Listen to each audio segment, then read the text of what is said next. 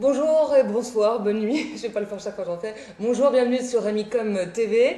Passer d'employé à entrepreneur, un rêve pour beaucoup d'entre vous. Mais est-ce que le rêve est vraiment au quotidien une fois qu'on devient son propre patron? Nous allons le savoir, le découvrir avec vous, Olivier Nimis, bonjour. Bonjour. Alors, est-ce que vous pouvez nous dire si effectivement dans la réalité, on vit sur un petit nuage d'être son patron? Alors je pense qu'il y a énormément de monde qui pense que c'est un rêve de devenir son propre patron, mais ça demande beaucoup d'obligations et beaucoup de contraintes par rapport à une vie d'employé. Est-ce que tout le monde peut devenir patron? Non. Pour moi, on ne devient pas patron parce qu'on a envie de devenir patron, on devient patron parce qu'on a un projet qui est un projet clair, un projet qui est bien défini.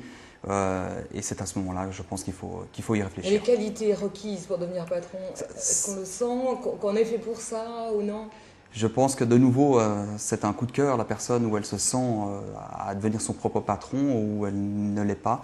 Et c'est à lui de déterminer à ce moment-là si c'est possible ou pas. Et en fait, après une longue période de chômage, par exemple, est-ce qu'on peut dire que devenir indépendant soit une solution? Est-ce que c'est facile aussi d'y accéder quand on sort du chômage? Alors surtout pas, c'est pas parce qu'on est dans une période de chômage qui est longue qu'il faut absolument prendre une activité en tant qu'indépendant. De nouveau, c'est un coup de cœur, c'est une envie, on ne peut pas se lever le matin et puis dire ben, aujourd'hui j'ai pas de travail et je vais devenir mon propre patron, tant mieux. Non, c'est quand même quelque chose d'un peu plus compliqué que ça. Et puis, on a beaucoup d'idées préconçues. Est-ce que devenir patron, indépendant, est-ce que ça sous-entend automatiquement devenir riche? Alors, je ne pense pas au début. Ça dépend aussi de nouveau les projets. En tout cas, c'est beaucoup de contraintes. Ça veut dire, première chose, c'est de ne plus regarder sa montre. On ne finit plus à 4 heures le soir, mais on finit quand on a fini de faire ce qu'on doit faire. Les vacances, c'est un mot qu'on oublie. Et puis le samedi dimanche, c'est clair que c'est aussi quelque chose qui n'existe plus forcément. Donc, il y a des contraintes. Il y a une phase de démarrage qui est toujours un petit peu difficile. Et puis, quand le projet est bon et que le projet peut aller jusqu'à maturité, en général, c'est vrai qu'au bout, on peut quand même gagner un peu d'argent. Et pour vous, quoi représente la richesse? Justement, on parle d'argent. Alors, pour moi, la richesse, ce n'est pas l'argent quand on est son propre patron. La richesse, c'est de pouvoir se lever le matin et de se dire je travaille pour moi, je vais travailler chez moi, je le fais comme je veux et comme je peux et pas avoir un patron qui vous donne des ordres toute la journée. Vous m'étonnez, mais vous-même, du coup, vous en donnez des ordres.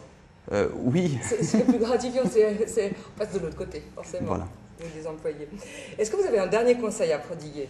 Oui, je crois qu'il ne faut pas que ce soit une obligation, il faut vraiment que ce soit une envie. Et puis avant de se lancer pour devenir son propre patron, il faut bien étudier le marché, il faut bien comprendre tout l'aspect qu'il y a autour d'une activité indépendante. Ce n'est pas facile d'être indépendant, il faut se faire accompagner, il faut écouter, il faut regarder. Et je pense que c'est un élément qui est très important. J'imagine fois soit à Césaria. En tout cas, Olivier, merci d'avoir répondu à toutes ces questions. Donc ne manquez pas de nous retrouver bientôt. Nous aborderons d'autres thématiques. Au revoir.